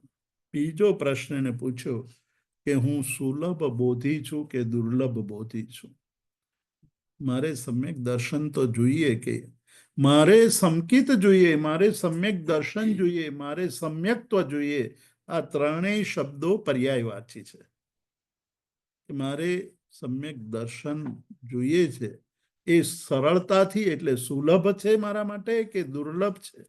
કેટલાક એવા જીવો હોય કે જેને સમ્યક દર્શન પામવું બહુ જ દુર્લભ હોય. એવા જીવોને દુર્લભ બોધિ કહેવાય. અને કેટલાકને આમ રમત રમતમાં સમ્યક દર્શન પ્રાપ્ત થઈ જાય, એને સુલભ બોધિ કહેવાય. તો દરેક મનુષ્યની એક ભાવના હોય, જે ખરેખર ધર્મ પામ્યો છે એવા જીવને એક ભાવના હોય કે મને સમ્યક દર્શન પ્રાપ્ત થાય. પણ એ સમ્યક દર્શન મને સરળતાથી મળશે કે કઠિનાઈથી મળશે? આ એનો પ્રશ્ન હતો. ત્રીજો પ્રશ્ન એનો હતો કે હું સમ્યક દ્રષ્ટિ બનીશ કે મિથ્યા દ્રષ્ટિ જ રહીશ? આ ત્રીજો પ્રશ્ન હતો. એટલે એમાં પણ જે આગળનો પ્રશ્ન હતો એને સંયુક્ત એવો આ પ્રશ્ન છે કે મને સમ્યક દ્રષ્ટિ પ્રાપ્ત થશે, સમ્યક્ત્વ મળશે કે નહીં? તો આપણે ત્યાં કહ્યું છે, જયારે મહાવીર સ્વામી ભગવાનનું આપણે 27 ભવનું સ્તવન બોલીએ છીએ, આપણે સાંભળીએ છીએ ને દર પરિષદ, એની પ્રારંભની કડીઓમાં શું કહ્યું છે કોઈને યાદ? ના, એ નહીં, એની પહેલા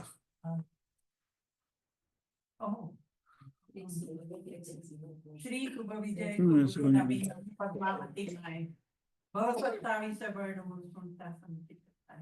પછી સમકિત પામે જીવ જોઈએ, ભવગણતિ એક જાય. બરાબર, આ ત્રીજી કડી છે કે સમકિત પામે જીવ જો. સમકિત એટલે સમ્યક દર્શન. સમ્યક દર્શન પામે પછી જ એના ભવોની ગણતરી થાય. મહાવીર સ્વામી ભગવાન 27 ભવ કર્યા, એનો અર્થ એ નથી કે 27 ભવ પહેલા મહાવીર સ્વામીનો આત્મા નહોતો. આત્મા તો હતો જ, પણ સમ્યક દર્શન નહોતું, એટલે એના ભવોની ગણતરી થતી નથી. એકડા વિનાના મીંડા જેવું છે. મીંડા જ્યાં સુધી તમે લાખો અને કરોડો મીંડા કરી નાખો તો પણ એ મીંડાનું કોઈ મૂલ્ય નથી. અને એની આગળ એક એકડો મૂકી દો તો મીંડાઓની કિંમત 10 ગણી વધતી જાય. એકડો મૂકો એટલે 10 થઈ જાય. એ 10 ની આગળ એક એકડો મીંડું મૂકો એટલે 100 થઈ જાય, 1000 થાય, 10,000 થાય. આ સમ્યક દર્શન એવું છે કે સમ્યક દર્શન મળે એટલે આપણા જીવનની દશા દિશા બધું બદલાઈ જાય. મિથ્યાત્વ પડ્યું હોય ત્યાં સુધી આ સંસારની અંદર ફર્યા કરીએ, જન્મ મરણની પરંપરા ચાલ્યા કરે, એનું કોઈ મૂલ્ય નથી હોતું. એટલે એની જિજ્ઞાસા હતી કે મારા સાહેબ મને કહો કે હું સમ્યક દ્રષ્ટિ બનીશ કે નહીં, મને સમ્યક તો મળશે કે નહીં. ચોથો પ્રશ્ન એનો હતો કે હું ચરમ શરીરી છું કે નહીં. ચરમ એટલે છેલ્લો. મારો આ શરીર ચરમ છેલ્લું છે કે નહીં, કે હું અચરમ શરીરી છું. ચરમ શરીરી છું કે અચરમ શરીરી છું? કહેવાનો મતલબ એ હતો કે હવે મને મોક્ષ વહેલો મળશે કે મોક્ષને પામવા માટે મારે હજુ પણ ભટકવું પડશે? જેને જ્ઞાન થાય છે એને આવી જિજ્ઞાસા ઉત્પન્ન થાય છે. એને એવું લાગે છે કે હવે આમાંથી છૂટું તો સારું. આ સંસાર એને પ્રત્યેક દિવસ બંધન જેવો લાગે. કેવો લાગે? બંધન જેવો. એટલે પૂછે છે કે હું ચરમ શરીરી છું કે અચરમ શરીરી છું? અને છેલ્લો પ્રશ્ન પૂછે છે, પાંચમો, હું આરાધક બનીશ કે વિરાધક જ રહીશ? હું ખરેખર આ ધર્મને સમજ્યા પછી આરાધના કરવામાં શૂરવીર બનીશ કે વિરાધના જ કરતો રહીશ? આ પ્રશ્નો, આ પાંચેય પ્રશ્નો ખરેખર આપણે રોજ આપણી જાતને પૂછવા જોઈએ. શું? રોજે રોજ આપણી જાતને પૂછવા જોઈએ કે હું ભવ્ય છું કે નહીં, હું સુલભ બોધિ છું કે નહીં, હું સમ્યક દ્રષ્ટિ છું કે નહીં, હું ચરમ શરીરી છું કે નહીં, હું આરાધક છું કે નહીં. દસવૈકાલિક સૂત્રની પહેલી ગાથાનો આપણે વારંવાર ઉલ્લેખ કરીએ છીએ, પણ એના અંતિમ પ્રકરણોની અંદર એક વાત કરી છે કે રોજ સવારે ઉઠીને પોતાની જાતને પૂછવું કે કોહમ, હું કોણ છું, કિમ કડમ મેં શું કર્યું છે, જે હું કરી શકું એવી શક્તિ ધરાવું છું છતાંય હું નથી કરતો એવું કયું કયું છે, જે મેં નિયમો લીધા હોય અને નથી કરતો એવા કયા કયા કામો છે, એ નથી કરતો તો એની પાછળ શું કારણ છે, પ્રમાદ કારણ છે કે અજ્ઞાન કારણ છે કે સંસારનો મોહ કારણ છે. જેને સરળ ભાષામાં આપણે કહીએ છીએ કે હું કોણ છું, ક્યાંથી થયો, શું સ્વરૂપ છે મારું ખરું, કોના સંબંધે વળગણા રાખવું કે પરિહરું. આ પ્રશ્નો પોતાની જાતને ત્યાં એમણે એમ કહ્યું છે કે રોજ સવારે ઉઠીને પોતાની જાતને પૂછવા. આવા પ્રશ્નો પોતાની જાતને પૂછવા એટલે શું કહ્યું એમને? આ પ્રશ્નોની વિચારણા કરવી, ચિંતન કરવું, એને શાસ્ત્રકારોએ કહ્યું કે એ ધર્મ જાગરિકા છે. શું? ધર્મનું ચિંતન કરવા દ્વારા આપણા અંતર આત્માને જગાડવો. શરીર તો જાગી જાય છે સવારના, આંખો ખુલી ગઈ એટલે આપણે એમ માનીએ છીએ કે આપણે જાગી ગયા છે, પણ અંતર જાગ્યું છે કે નહીં, અંદરથી આપણે જાગૃત થયા છીએ કે નહીં, એના માટે કહું કે આવા પ્રશ્નો પોતાની જાતને પૂછવા રોજ સવારે ઉઠીને નિષ્ઠાપૂર્વક, ખાલી ગોખીને પૂછી લેવા એવું નહીં, નિષ્ઠાપૂર્વક પૂછવા અને જે અંદરથી જવાબ આવે એને સાંભળવો, અને સાંભળ્યા પછી એવું લાગે કે આ પ્રશ્નનો જવાબ બરાબર નથી તો ફરી પૂછવું કે આવું કેમ કહે છે તું, પોતાની જાતને. આવું જો રોજે રોજ પૂછે તો એના જીવનનું કલ્યાણ થવા માંડે. પરમાત્માના જેમ 11 ગણધરો હતા એમ એમના 10 શ્રાવકો હતા, બહુ અંગત શ્રાવકો, જે એમના પરમ ભક્ત હતા. એમાંના પહેલા શ્રાવકનું નામ હતું આનંદ શ્રાવક. શું હતું? આનંદ શ્રાવક. એ આનંદ શ્રાવક પોતાની જાતને રોજ સવારે આવા પ્રશ્નો પૂછતા. પ્રથમ શ્રાવક સંઘ શ્રાવક હતા. નહીં, 10 જે ઉવાસક દશાંગ છે ને એમાં પહેલો શ્રાવક સૌથી એ શ્રમણ ભગવાન મહાવીરના શ્રાવકોમાં એ આનંદ શ્રાવક. આનંદ, આપણે જયારે પૌષધ લઈએ છીએ ને ત્યારે જે ગાથા નથી, પૌષધ પારતી વખતે આનંદ સાગર ચંદો, એ ગાથામાં પહેલો આનંદનું નામ આવે છે.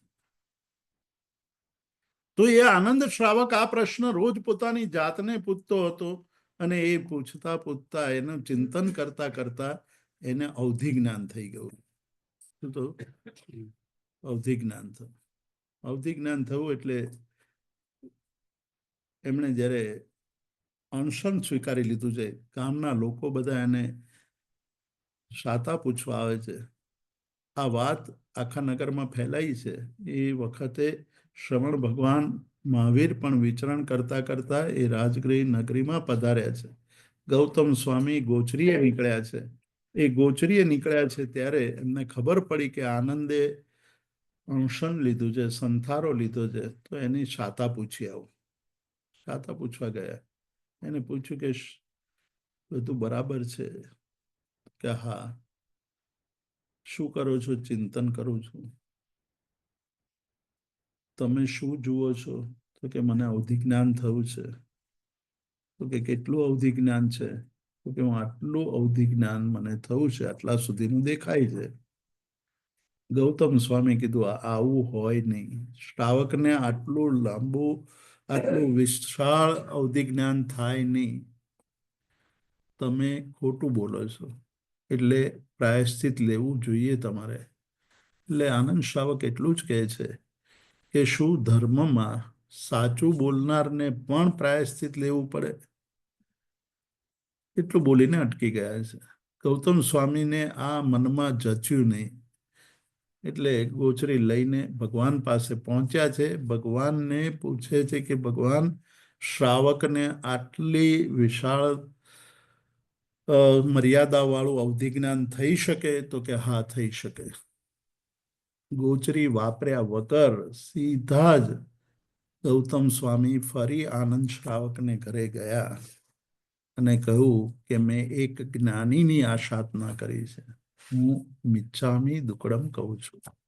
આ જૈન ધર્મ છે. આ આચાર્યો આવા છે કે જેમણે પોતાની જ્યારે ભૂલ સમજાય ત્યારે તરત જ જાગૃતિ રાખીને એની ક્ષમા પણ માંગી છે. આવો જૈન ધર્મ આપણને મળ્યો છે. આટલી બધી લાંબી જે આપણી જૈન ધર્મની ઇતિહાસ છે એની અંદર આ વાતો કરી છે. આવી વાતોને આપણે હંમેશા ચિંતનમાં લાવીને આપણે નમો આયરિયાણમ બોલીએ ત્યારે આપણે હંમેશા એ મનની અંદર યાદ રાખવાનું છે. તો કહે છે કે અથમીએ જીન સૂરજ, જ્યારે જીનેશ્વર ભગવાન રૂપી તીર્થંકર ભગવાન જ્યારે અસ્ત પામે છે, એટલે કે નિર્વાણ પામે છે, એ સૂર્ય, એ જ્ઞાનનો સૂર્ય જ્યારે અસ્ત પામે છે ત્યારે ચંદે જે જગદીવો રે, આ જગતની અંદર દીપક સમાન કોઈ હોય તો તે આચાર્ય છે. ભુવન પદાર્થ પ્રકટન પટુ, આ જગતના પદાર્થોને પ્રગટ કરવામાં અત્યંત કુશળ હોય છે. આ આચાર્ય ભગવંતોની જ્ઞાન સાધના, એને જ્યારે હું વિચારું છું, આ ઉપાધ્યાય યશુ વિજયજી કહે છે, આચાર્ય ભગવંતો માટે કહે છે કે જ્યારે હું એમના જ્ઞાનનો વિચાર કરું છું ત્યારે આશ્ચર્ય પામું છું. ત્યારે મને એમ થાય છે કે આવા પણ આચાર્ય ભગવંતો હોય. આપણે ગઈકાલે મુનિસુંદર સુરી મહારાજની વાત કરી હતી કે મુનિસુંદર સુરી મહારાજ સહસ્ત્રાવધાની હતા. આપણે કલિકાલ સર્વજ્ઞ હેમચંદ્ર સુરી મહારાજની વાત કરી હતી કે તેમણે પોતાના જીવન દરમિયાન 3.5 કરોડ શ્લોકોની રચના કરી હતી. આવા અનેક આચાર્ય ભગવંતો કે જેમણે આવા અદ્ભુત શાસ્ત્રો રચીને આપણા શાસનનું ગૌરવ વધાર્યું છે. તો એની આપણે ભક્તિ કરવાની છે. એમને આપણે સ્મરણ કરીએ, નમો આયરિયાણમ કરીએ ત્યારે આપણા મનની અંદર એ પ્રકારના ભાવો ઉત્પન્ન થવા જોઈએ. તો આચાર્ય ભગવંતો એ જીન શાસનના રાજા કયા છે?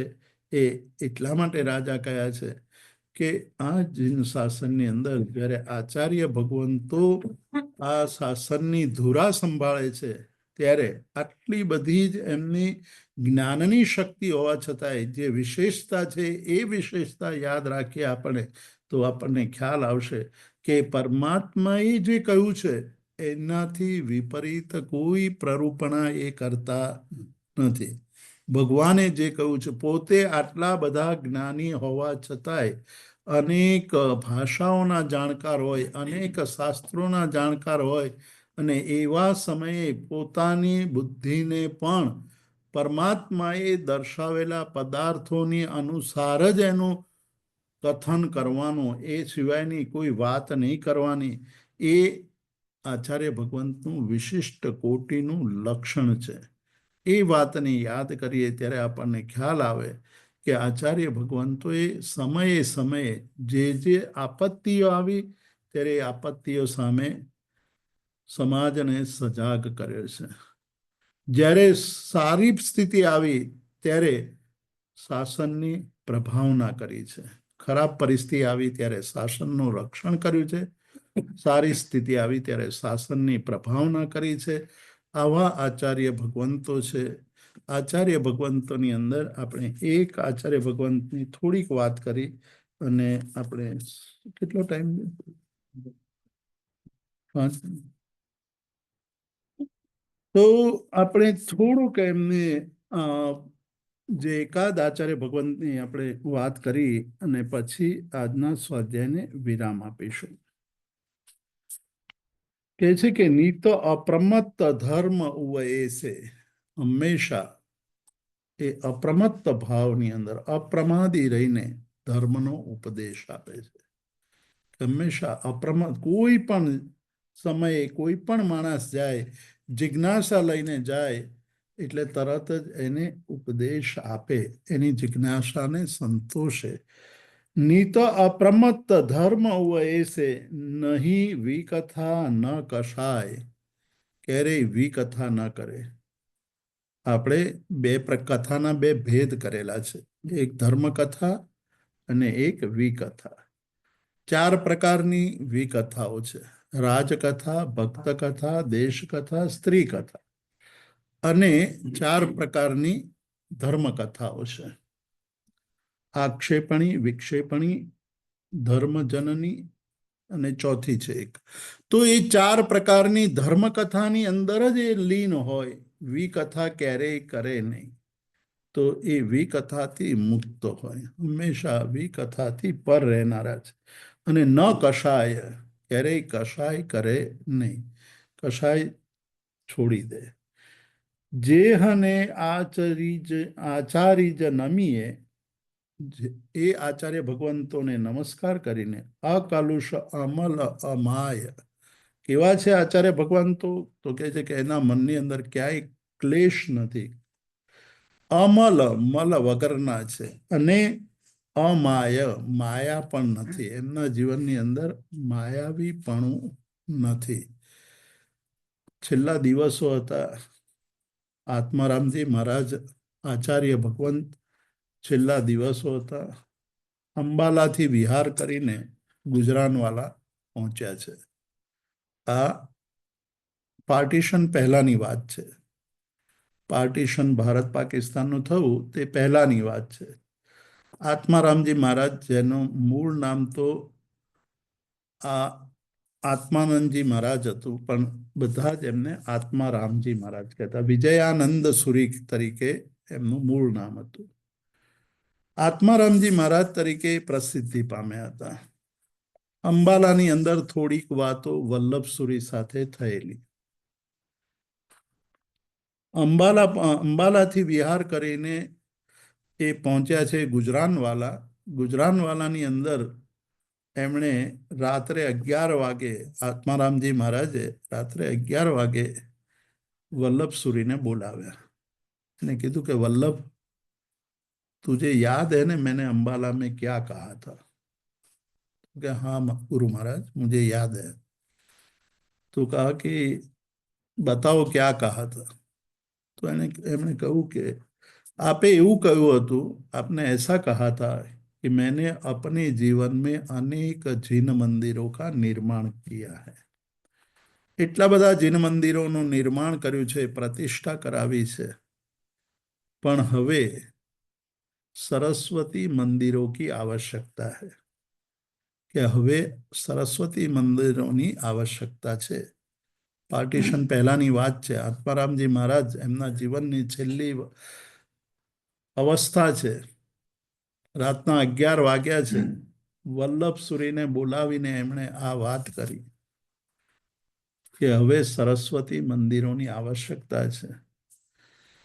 વલ્લભસુરી મહારાજે કહ્યું કે હા મહારાજ, આપની જે ભાવના છે તે જ પ્રમાણે હું કાર્ય કરીશ. ને એ પછી એમણે આંખો મીચી દીધી, કાળ ધર્મ પામ્યા.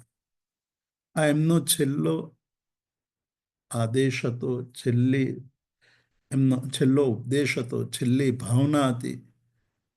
કહેવાનો મતલબ એ હતો કે મંદિરો બનાવ્યા હશે, પણ મંદિરોમાં જનારા નહીં હોય તો મંદિરો આપોઆપ નષ્ટ થશે. મંદિરોમાં જનારા ત્યારે જ પાકી શકે કે મંદિરોની સાથે સાથે પાઠશાળાઓ હોય, મંદિરની સાથે સાથે આવી જૈન ધર્મનું જ્ઞાન આપનારી શાળાઓ હશે, સરસ્વતી મંદિરો હશે, તો બચી શકશે. આચાર્ય ભગવંતો કેટલા પહેલા કાળને માપી લેતા હોય છે, કાળને સમજી જતા હોય છે કે હવે આ જગતને શેની જરૂર છે. અને વલ્લભસુરી મહારાજે અનેક શૈક્ષણિક સંસ્થાઓની સ્થાપના કરી. એમાંની એક સંસ્થા એટલે મહાવીર જૈન વિદ્યાલય. આજે મહાવીર જૈન વિદ્યાલયને 115 જેટલા વર્ષ થયા. 115 વર્ષની અંદર આ સંસ્થાએ વ્યવહારિક શિક્ષણ આપ્યું, સાથે સાથે લોકોને જૈન સંસ્કારો પણ આપ્યા. આજે આખી દુનિયાની અંદર આ સંસ્થામાંથી ભણીને ગયેલા લોકો ફેલાયેલા છે. કહેવાનો મતલબ એ છે કે આચાર્ય ભગવંતો કેવલ સાધનામાં રત હોય છે એવું નથી હોતું. સમાજની પણ ચિંતા કરતા હોય છે અને ધર્મની પણ ચિંતા કરતા હોય છે. અને એ ધર્મની ચિંતા કરનારા આચાર્ય ભગવંતો છે તો આજે આપણે અહીંયા સુધી પહોંચી શક્યા છીએ. આવા આચાર્ય ભગવંતોનો ઉપકાર આપણે નિરંતર યાદ કરતા રહીએ. એમને જ્યારે નમો અરિહંતાણમ, નમો સિદ્ધાણમ, નમો આયરિયાણમ બોલીએ ત્યારે આવા આચાર્ય ભગવંતોના ઉપકારનું સ્મરણ કરીને એમને નમસ્કાર કરીએ તો આપણો નમસ્કાર સાર્થક થાય. માત્ર બોલી જવાથી નહીં, ભાવપૂર્વક નમસ્કાર કરીએ, ભાવપૂર્વક આચાર્ય ભગવંતોને વંદન કરીએ. એ પ્રકારે આપણે આ આંબિલની ઓળીની અંદર એક એક પદને સમજતા જઈશું તો આ ઓળીની આરાધના આપણા જીવનની અંદર વિશેષ પરિવર્તન લાવનાર બનશે. આટલું કહી અને આજના સ્વાધ્યાયને વિરામ આપીશું. કોઈને કોઈ પ્રશ્ન હોય તો એ પ્રશ્ન પૂછી શકે.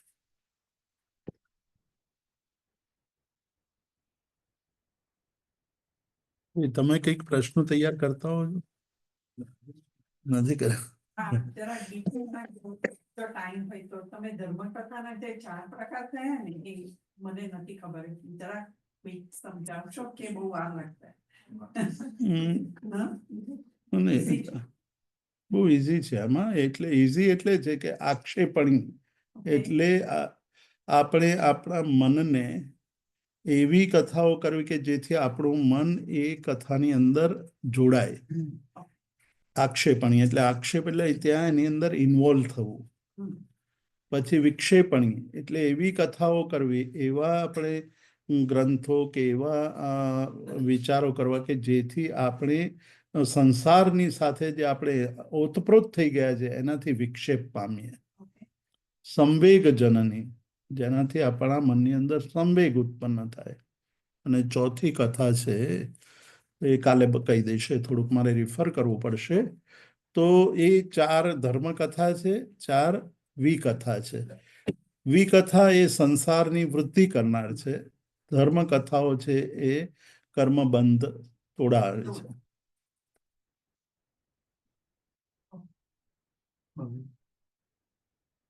નિર્વેદ જનની ચોથી.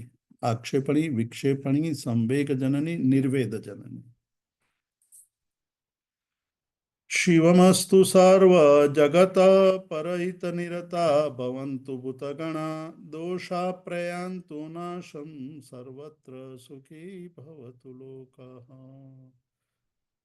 શિવમસ્તુ સર્વ જગત પરહિત નિરતા ભવન્તુ ભૂતગણા દોષા પ્રયાન્તુ નાશમ સર્વત્ર સુખી ભવન્તુ લોકાઃ. ઉપસર્ગાક્ષયં યાન્તિ છિદ્યન્તે વિઘ્નવલય મનઃ પ્રસન્નતામિતિ પૂજ્યમાને જિનેશ્વરે. સર્વમંગલમાંગલ્યં સર્વકલ્યાણકારણં પ્રધાનમ સર્વધર્માણામ જૈનમ જયતિ શાસનમ.